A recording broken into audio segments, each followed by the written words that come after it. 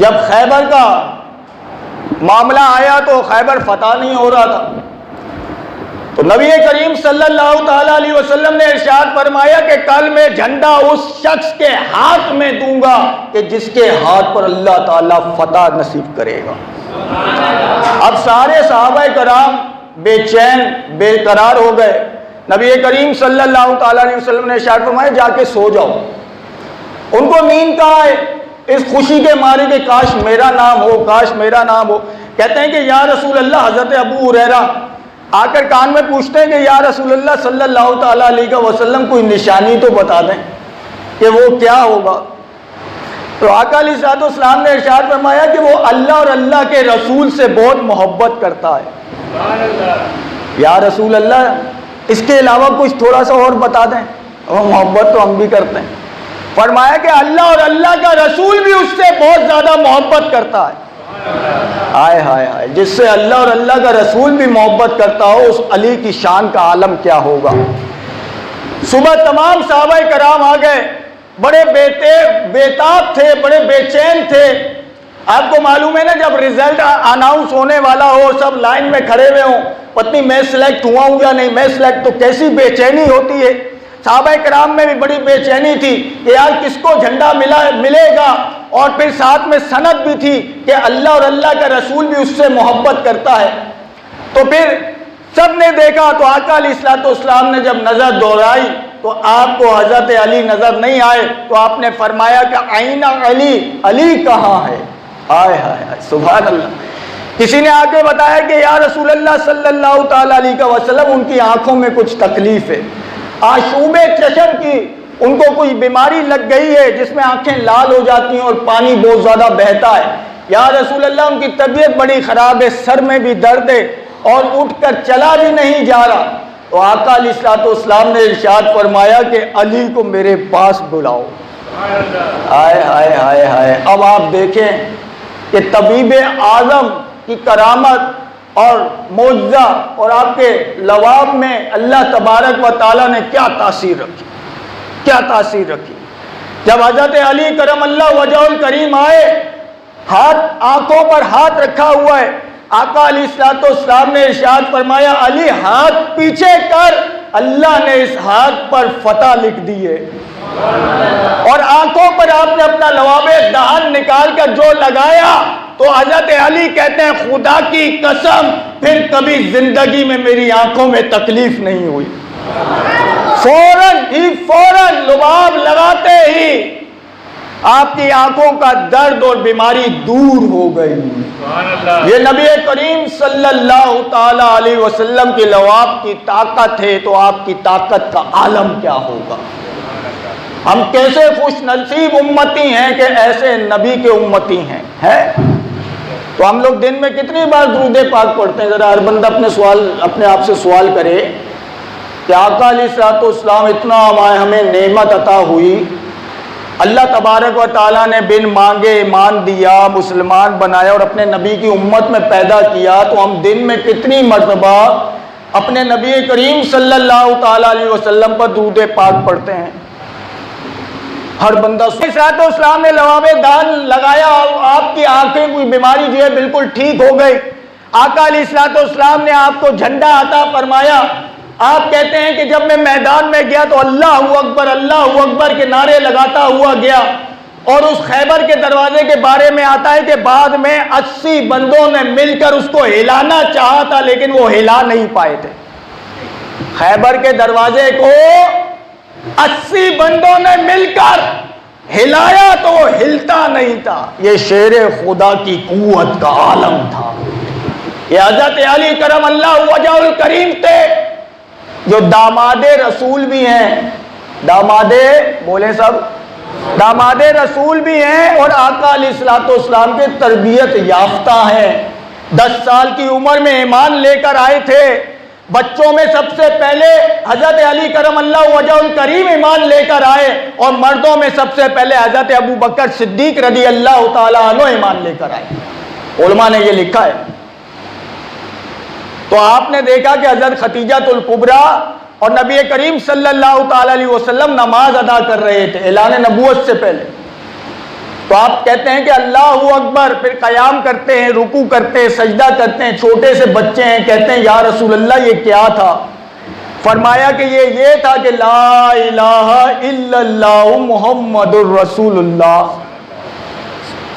فرمایا کہ میں اسی چیز کی دعوت دینے کے لیے آیا ہوں کہ اللہ کے سوا کوئی عبادت کے لائق نہیں، اور حضرت محمد مصطفیٰ اللہ کے بندے اور اس کے رسول ہیں۔ تو پھر حضرت علی کرم اللہ وجہ الکریم نے ایمان لے کر آئے 10 سال کی عمر میں، 10 سال۔ پھر آقا علیہ السلام ان کو بھیجتے تھے، جاؤ اپنی جتنی بھی بلادری ان کو بلا کے لاؤ، انہیں تبلیغ کرتے۔ تو یہ 10 سال کے مبلغ چھوٹے سے مکہ کی گلیوں میں جا کے لوگوں کو دعوت دیا کرتے تھے، اللہ کی طرف بلایا کرتے تھے۔ لیکن 10 سال کے چھوٹے، آج ہم اتنے بڑے ہو گئے پھر بھی کسی کو نماز کی دعوت نہیں دیتے۔ حضرت علی کرم اللہ وجہ الکریم کی عادت مبارکہ تھی کہ کوفہ میں جب مسجد کی طرف جایا کرتے تھے تو صبح کی نماز میں یا ہر نماز میں جا کر یہ اعلان کیا کرتے تھے الصلاۃ الصلاۃ الصلاۃ، جیسے آج ہم لوگ جو ہے صدائے مدینہ لگاتے ہیں۔ اٹھو میرے مسلمان بھائیوں، پیارے پیارے اسلامی بھائیوں، نماز فجر کا وقت ہو گیا ہے، نماز فجر ادا فرما لیجئے۔ اللہ تبارک و تعالیٰ آپ کو مدینے کی زیارت کرائے، اللہ تعالیٰ آپ کو مکے کی زیارت کرائے۔ تو آئیے حضرت علی کرم اللہ وجہ الکریم کی سنت مبارکہ ہے کہ آپ جب جایا کرتے صلاۃ صلاۃ صلاۃ، لوگوں کو بتایا کرتے نماز کا وقت ہو گیا بھائی آ جاؤ۔ تو ہم لوگ کرتے ہیں ایسا؟ ہاتھ نہ اٹھائیں، لیکن اپنے آپ سے سوال کریں کہ یار میں کسی مسلمان بھائی کو دعوت دیتا ہوں، ارے 2 جملے کہنے میں کیا جاتا ہے میرا کہ آؤ بھائی نماز پڑھ لیتے ہیں، نماز کا وقت ہو گیا ہے۔ حضرت موسیٰ علیہ السلام نے کہا تھا کہ یا اللہ تبارک و تعالی، جب کوئی شخص اپنے مسلمان بھائی کو نیکی کی دعوت دیتا ہے تو تو اس پر اسے کیا اجر عطا فرماتا ہے؟ تو اللہ تبارک و تعالیٰ نے ارشاد فرمایا کہ موسیٰ میں اس کے ہر جملے پر اسے 60 سال کی نفلی عبادت کا ثواب عطا فرماتا ہوں۔ اب اندازہ لگائیے نا کہ رمضان کا مہینہ چل رہا ہے، قدم قدم پہ نیکیوں کو بڑھا دیا جاتا ہے۔ ارے اپنے مسلمان بھائی کو کہہ دیا کرو، جانتے ہو یا نہیں جانتے، کہہ دیا کرو بھائی نماز کا وقت ہو گیا آ جائیں۔ زیادہ سے زیادہ وہ یہی کہے گا نا یار اچھا آئیں گے، آپ کو تھپڑ تو نہیں مار دے گا، پھانسی تو نہیں لگا دے گا۔ کسی کو روز سلام بھی کرو نا، وہ آپ کو بھلے جواب نہ دے، ایک دن آئے گا وہ خود آپ کو سلام کرے گا۔ بات سمجھ میں آ رہی ہے آپ کو؟ تو یہ کیا کریں، آپ کی صرف داڑھی والوں کی یا مولویوں کی ذمہ داری نہیں ہے، سب کی ذمہ داری ہے، ہر شخص کی ذمہ داری ہے۔ چلو اور لوگوں کو نہیں کہہ سکتے، اپنے گھر والوں کی تو اصلاح کرو، اپنے گھر والوں کی، جو آپ کے ماتحت ہیں، آپ کے بچے۔ اب دیکھیں نا کہ ٹائم تھوڑا سا اگر زیادہ ہو جائے تو آج بیٹھیے گا، کوئی مسئلہ نہیں ہے۔ کبھی کبھی جو ہے جمعے میں ایسی دینی محفلیں جمتی ہیں، اور آقا علیہ السلام نے ارشاد فرمایا جنت کی کیاریاں ہیں یہ علم دین کی مجالسیں، جب یہاں سے گزرو تو کچھ چن لیا کرو۔ یا رسول اللہ وہ کیا ہے؟ فرمایا علم دین کی مجالسیں، وہاں بیٹھ کر کچھ سیکھ لیا کرو۔ تو اس لیے تھوڑی دیر ہو جائے تو ناراض مت ہوئیے گا۔ تو میں عرض یہ کر رہا تھا اپنے گھر والوں کی تو اصلاح کریں، ارے ان کو تو فجر میں اٹھایا کریں، انہیں روزے رکھوائیں، ٹھیک ہے۔ اور جیسے کہ ابھی آج الحمدللہ بہت سے اللہ تبارک و تعالیٰ کے پیارے بندے اللہ رب العزت کے گھر میں بیٹھیں گے، اعتکاف کریں گے، 10 دن کا اعتکاف کریں گے۔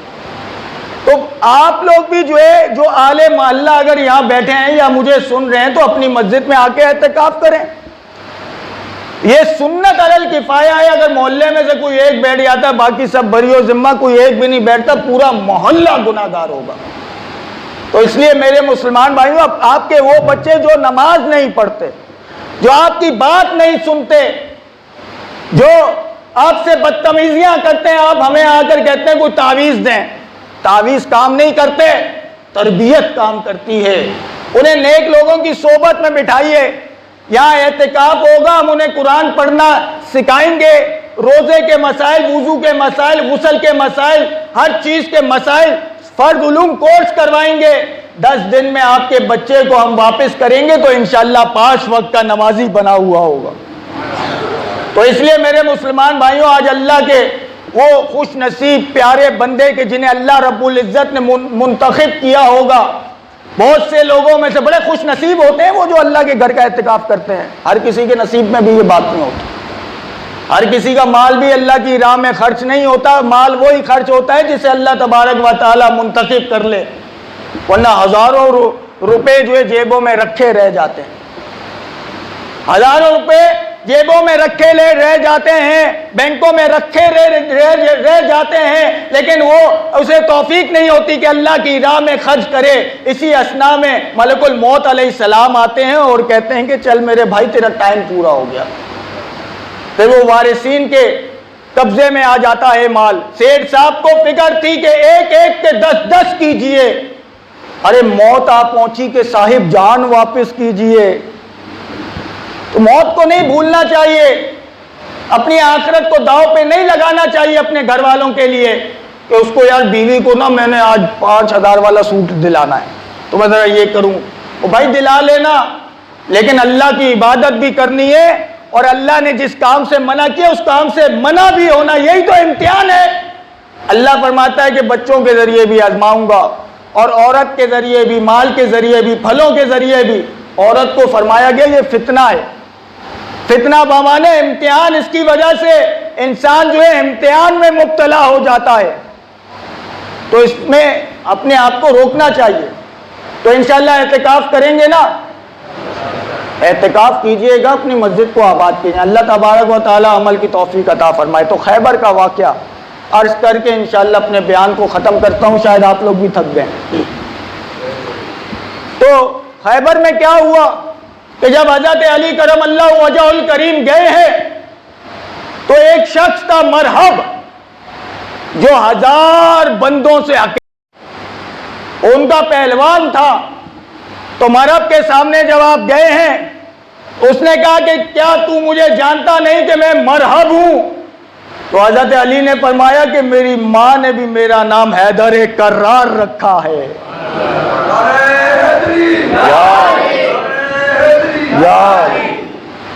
فرمایا میری ماں نے بھی میرا نام حیدر کرار رکھا ہے۔ انا اسد اللہ و رسولہ، میں اللہ کا بھی شیر ہوں اور رسول کا بھی شیر ہوں، ہمت ہے تو سامنے آ، مقابلہ کر۔ جیسے ہی وہ سامنے آیا، حضرت علی کرم اللہ وجہ الکریم نے اپنے ہاتھ سے اپنی ذوالفقار اٹھائی جو 1 کلو سے زیادہ وزنی تھی، ایک وار کیا، ارے اسے اور اس کے گھوڑے کو 2 ٹکڑوں میں بانٹ کر رکھ دیا۔ ایسی تلوار کی زب لگائی کہ یہاں کا ٹکڑا یہاں گرا، یہاں کا ٹکڑا یہاں گرا، کہا کہ یہ لے مرحب، میں بھی اللہ کا شیر ہوں۔ اور پھر آگے گئے، خیبر کا دروازہ، اللہ اکبر کی صدا لگاتے ہوئے الٹے ہاتھ سے آپ نے 2 جھٹکے دیے اور اسے اپنے ہاتھوں پر اٹھا لیا۔ اپنے ہاتھوں پر اٹھا کر پھر اسے ڈھال بنا کر لڑتے رہے، ایک ہاتھ سے تلوار چلاتے رہے اور ایک ہاتھ سے اس کو ڈھال بنایا رکھا، اور پھر دور جا کر پھینکا اس کو۔ پھر 80 بندے مل کر اس کو اٹھاتے تھے لیکن اسے ہلا بھی نہیں سکتے تھے۔ یہ شیر خدا کی قوت کا عالم تھا۔ تبھی تو حضرت امام حسین رضی اللہ تعالیٰ عنہ کربلا میں جب آپ کے ہاتھ میں وہ ذوالفقار آئی اپنے باپ کی، اور آپ نے جب یزیدیوں پر حملہ کیا تو بھیڑ بکریوں کی طرح آگے لگ کے بھاگ اٹھے، ان کے سر کٹ کٹ کے زمین پر یوں گرتے تھے جیسے خزاں کے موسم میں درختوں کے پتے۔ یہ ہیں حضرت علی کرم اللہ وجہ الکریم۔